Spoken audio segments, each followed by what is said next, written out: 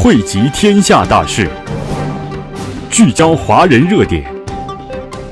西雅图中文电台网络电视。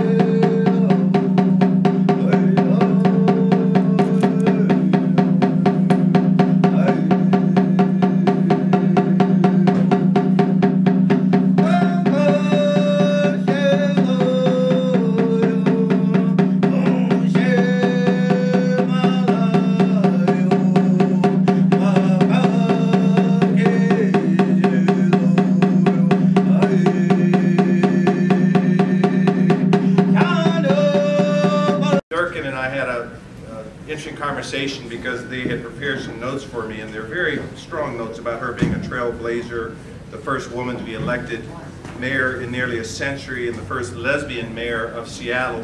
And when I read that, I said, these are all very important historical facts. But my experience with Mayor Durkan is a little simpler than that. She and I had gone to law school together. We were very young.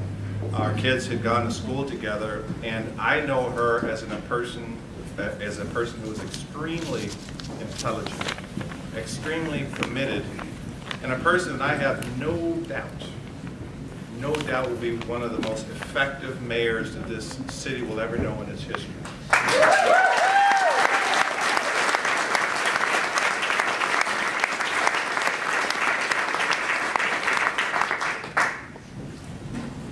She will hit the ground running, I have no doubt, and her commitment to underrepresented communities, to our district here, the Chinatown International District, to people of all communities, having a strong labor community, a strong business community, supporting small businesses, supporting our largest employers, fighting racism and prejudice every step of the way. Now, for Mayor Durkan, it's going to be more than just cliches. Quite candidly, I love studying politics, and I think almost every politician sort of says the same thing about fighting these things. It's sort of funny, they spew it out.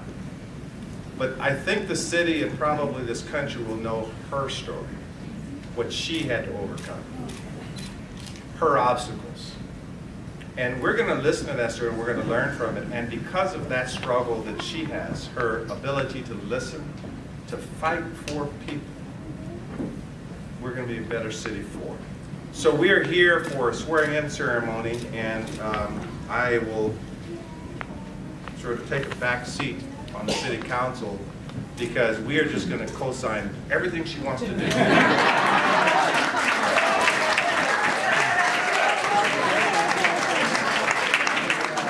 There'll be no Seattle process. We look forward to hundreds of executive orders that we will just blindly acknowledge. But in all seriousness, when I was mayor, people kept saying it was 1 day. It was 5 days, by the way. I talked about a time of healing for this city. And we have the right mayor at the right time, and our community is going to be so richly blessed.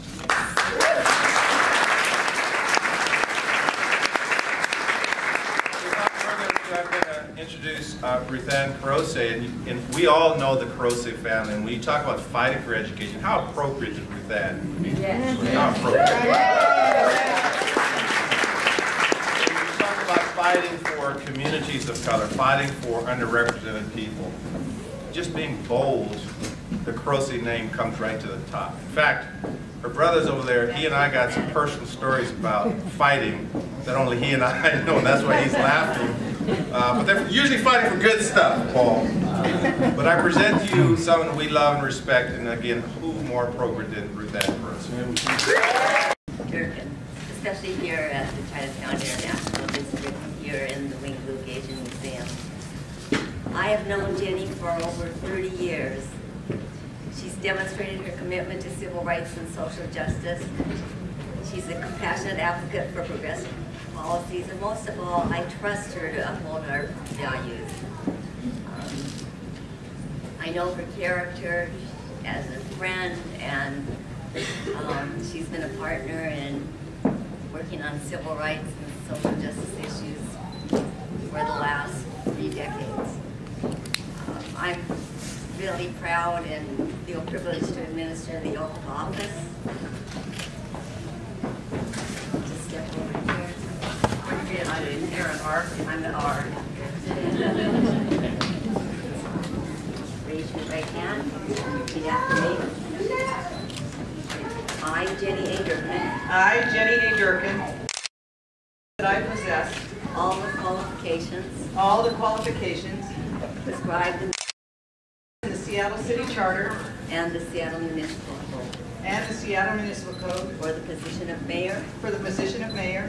That I will support the Constitution of the United States. That I will support the Constitution of the United States. The Constitution of the State of Washington. The Constitution of the State of Washington. And the Charter and ordinances. And the Charter and ordinances of the City of Seattle. And that I will faithfully conduct myself. As mayor. For the City of Seattle.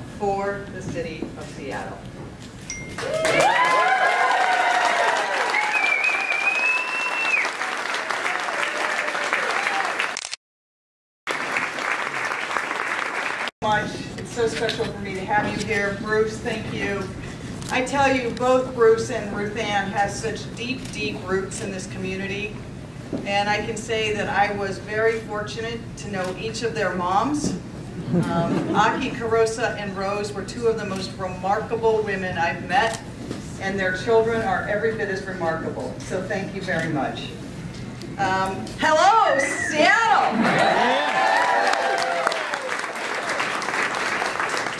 I am so honored to be your mayor and to be serving you. And honored to be able to do the oath here in the Chinatown International District, but particularly here in the Wing-Luke Museum. Gregoires, who are here with us as well, thank you. The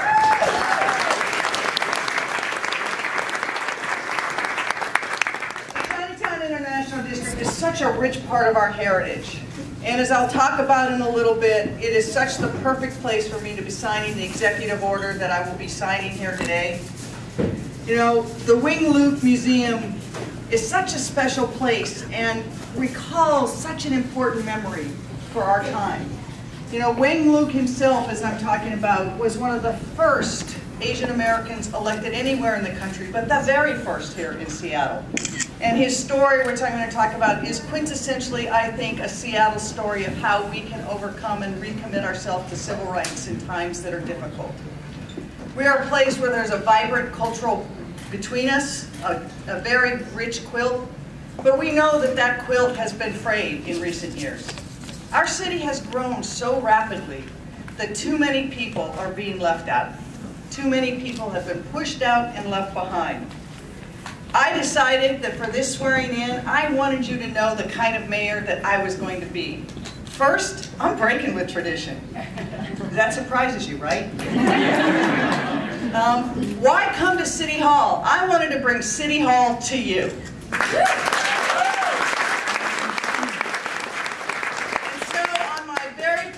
Mayor, I am crisscrossing the city. I started in Rainier Beach. I've been to West Seattle. I'm here. I will go to Finney.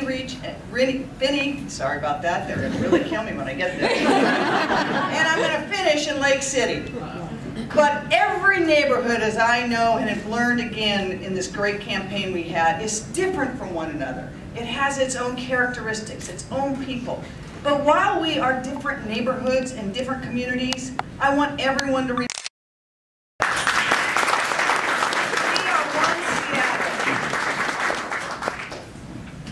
and I would very much also, I'm going to talk about Wing-Luke, but I think it's also important, I want to thank you for the song. What a beautiful tribute at the beginning of this. It's good for us to remember that we are on Salish lands and the coastal. You know, when we talk in this campaign, we talked a lot about the displacement we have felt in our city. But there are whole people who are displaced from our country, and we need to remember that every time that we are here, to remember those people, to bring their richness back into our city in ways that it has been lost, and that's one of the things I hope to be able to do working with you all. So, as I stand here, I made a pledge in the campaign, and I want people in this room to know, and it's important to make that pledge here again. I will not forget Donnie Chin.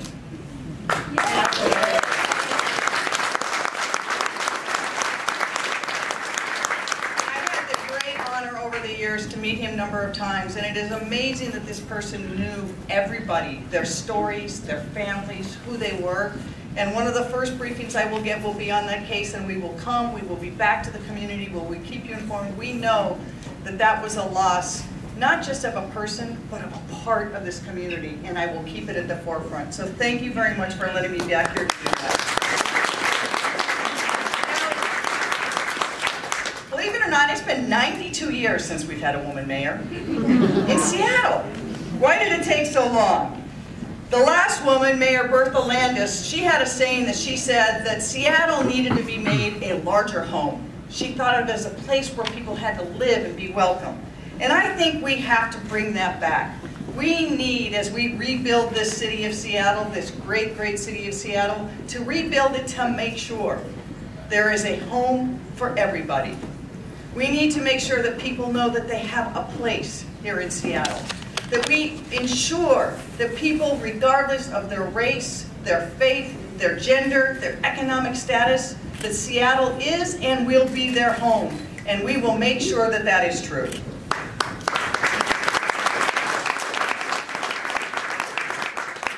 We know that the crisis of affordability is real. Too many people are feeling it. I was very proud at my last stop. I signed my first executive order, and that was to make real that we would have action today, starting today, to get rental assistance for those people in the greatest need. But while we have challenges, we can't forget Seattle is up to those challenges. You know, we are the city that literally has invented the future. We are a city that not just survived a fire, we rebuilt and we were better. We were a city that always gets things done, that regardless of the odds, we are ready to tackle it. And I said it before, I say it again, yes, Al Gore, you think you invented the internet? Well, we put it to work. We're the city that pretty much invented air travel. First the planes, and then how to book it online. We invented customer service, just ask Nordstrom's. Coffee, software, personal computer, the cloud, all right here. And the roast chicken for $4.99. But now it's time to invent a new future for Seattle. We are literally rebuilding this city today. And that future has to be one that we are proud of, that is inclusive, that is welcoming, and that is that city that we can say to our children and their children, we did well for you. We did better for you. We are leaving a better place. So like Bertha Landis said, we need to make a better home. Let's all get to work together to make that better home. Because the work starts for all of us today. And while we have great challenges, and we do, these challenges are real, I think we always have to remember our common bonds and our common purpose are stronger than the challenges we face. We can overcome these challenges and do so much more. We will seize the opportunity. We will show that Seattle can be the leader for the country on everything we care about. You can clap.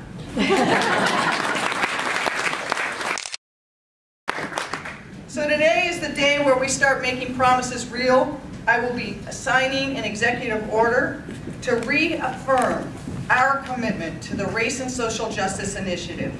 So everyone knows that their government in all of its actions will be really underscoring and thinking about how do we make that promise real. And as I said at the beginning, there could be no better place than here to talk about that promise. of race and social justice. You know, Wing Luke was born in China. But he was born in China because his father, who had lived in Seattle and had a business in Seattle, had to leave because of the Chinese Exclusion Act. We also know from the Carosa family and many here that our Japanese families were forced out. We have had people pushed out of this city before, but they came back and they contributed and they rebuilt our city, whether it was Wing Luke serving this city, or Aki Carosa standing up for education, or the faces I see in this room. This international district, the Chinese International District, stands for race and social justice equity. Woo!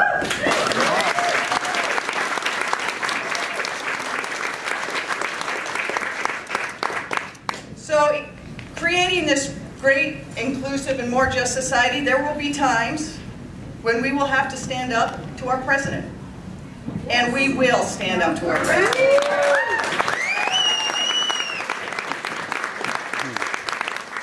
We are a city that welcomes and protects its immigrants and refugees, and no one will stop us from doing that.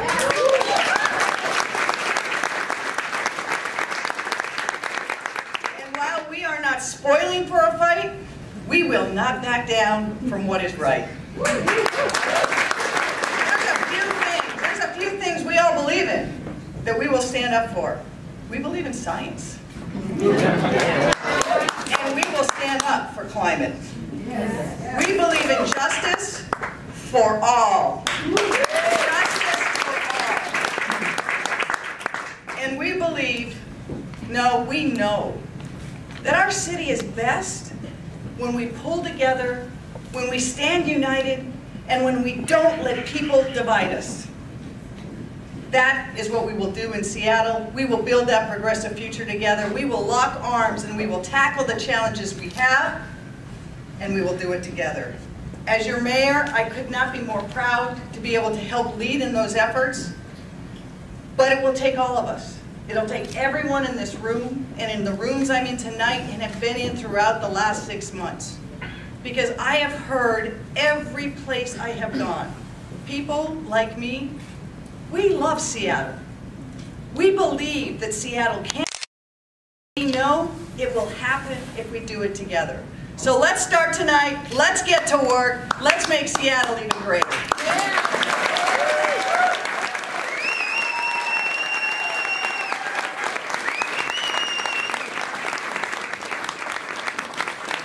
We have made progress and where we haven't, and it makes clear that I and all of my staff and all of my cabinet will themselves go under bias training, anti-bias training, and we will set the example for every department in the city of Seattle. I'm proud to be able to sign it here at Wing Luke with my friends who are the very best of Seattle.